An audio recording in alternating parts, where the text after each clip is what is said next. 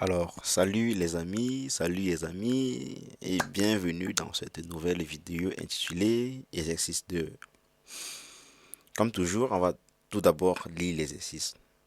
Alors, maintenant ici, on ne va plus utiliser un shell fictif. Nous allons maintenant utiliser le shell born. Et attention les amis, on ne va pas utiliser le born again shell, mais on va utiliser le born shell. Il y a une différence.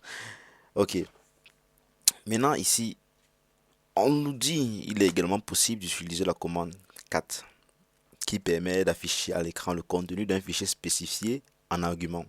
Hmm. Le fichier name.txt contient le nom de famille d'une personne et le fichier firstname.txt contient le prénom d'une personne.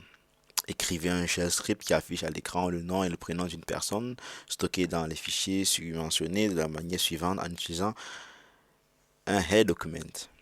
Alors, on aura besoin d'un terminal, comme toujours. Et là, je vais un peu essayer de vous rappeler ce que c'est qu'un head document. Alors, un head document, on a vu qu'un head document est un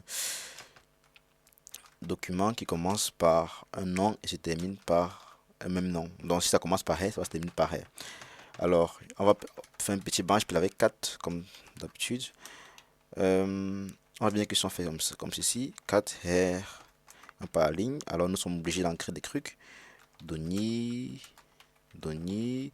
Et lorsque on écrit encore R, et là, on aura affiché à l'écran données, données. Très bien. Alors, bon, désolé pour ce petit michi. C'est pour dire que, bon, j'ai fait CTRL Z sur cette commande-ci, et là, le process a été subitement terminé. Bon, c'est pas grave, car on ne va plus voir ça à la suite. Alors, allons au vif du sujet. Qu'est-ce qu'on a ici?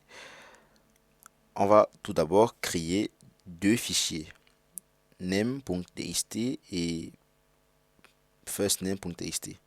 Avec notre commande echo, on va le faire rapidement, puisque nous sommes déjà des professionnels, nous ne sommes plus des enfants. Alors, pour le name, je mets le prince, ok, et je redirige ceci dans name.txt.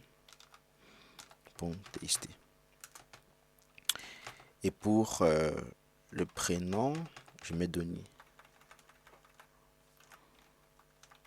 Et je redirige mon prénom dans firstname.txt. Alors, on peut vérifier. On voit bien qu'on a nos deux noms. On peut essayer d'afficher le contenu. On voit bien qu'on a Denis. Alors, c'est très bien. Du moment où on a déjà nos names et nos first names, alors on peut commencer à créer notre script. Alors, on va créer un nouveau fichier qu'on va appeler exo2.sh. Très bien. Alors, ce terminal, on peut le wegschmeißen.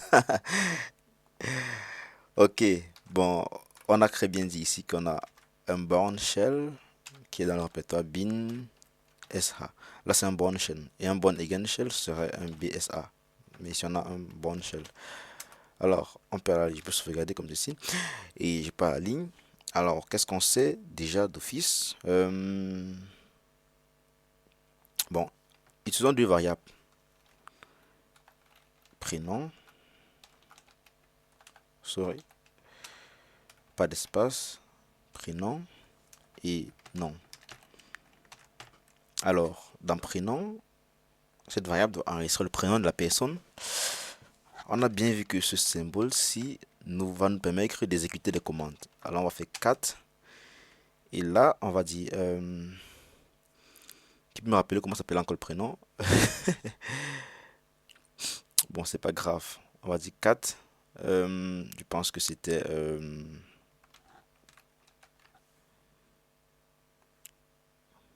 name.txt.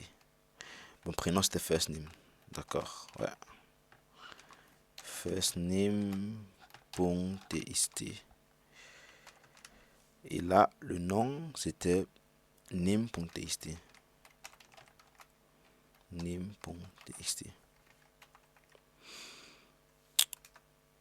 À la suite, qu'est-ce qu'on nous demande de faire? Et là, on nous dit écrivez un shell script qui affiche à l'écran le nom et le prénom d'une personne stocké dans le variable. Là, je suis mentionné de la manière suivante en utilisant un document. Alors, après avoir fait ça, maintenant, on veut afficher de cette façon-ci. Donc, on peut directement dire cat. Et là, on met notre hair. Bon, comme je mets hair, vous pouvez peut-être mettre hey, Donny, mais juste que ça va aussi se terminer par Donny. Ok. Donc, je mets A, j'appelle cette variable avec ce symbole-ci, prénom. Et puis, j'appelle encore l'autre variable, nom de famille, non. J'appelle mes deux variables et puis j'écris simplement le message sans me soucier du formatage. Veuillez contacter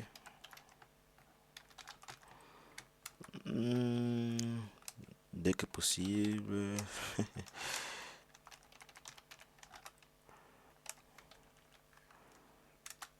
l'administrateur du service. Bon, je vais juste mettre l'admin du service. On sait que c'est l'administrateur du service. On va juste voir si ça fonctionne. Ceci n'est pas important. À la fin, je mets encore un hair comme ceci. Je vais agrandir pour qu'on puisse bien voir tout ce qui a été écrit là. Ouais. Vous voyez, là, on a le script quoi. Maintenant, comme toujours, il faut tester le script. Alors, je vais le sauvegarder. Et là, j'aurai encore besoin de notre terminal. Ouais, comme ceci.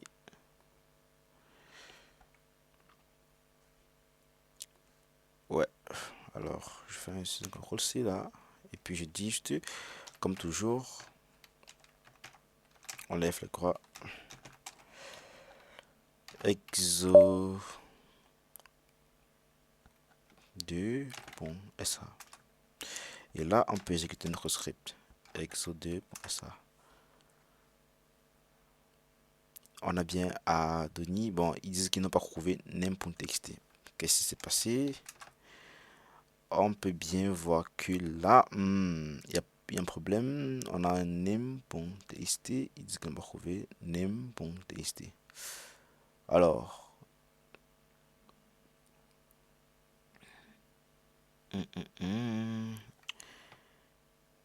alors, repartons dans le script. C'est un petit souci. Java gedit exo2 bon ça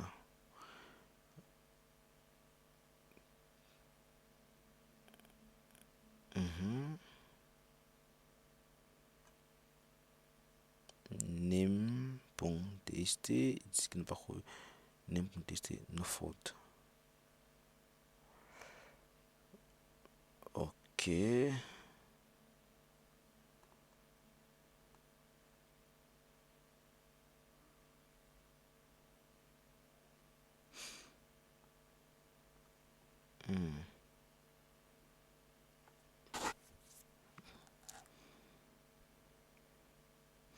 Ah, c'est normal quoi, on a bien 4 ici.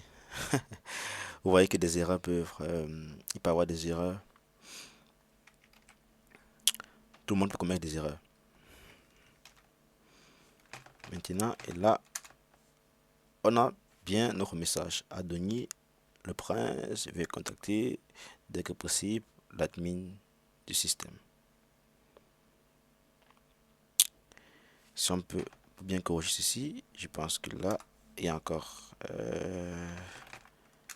un espace là qu'on va essayer de corriger. Ouais. Car je pense que le son sauvegarde ici, qu'est-ce qu'on aura?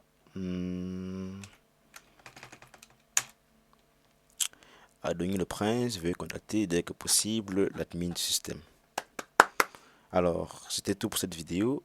N'hésitez pas à vous abonner et d'activer la cloche de notification. À la prochaine. Ciao, ciao.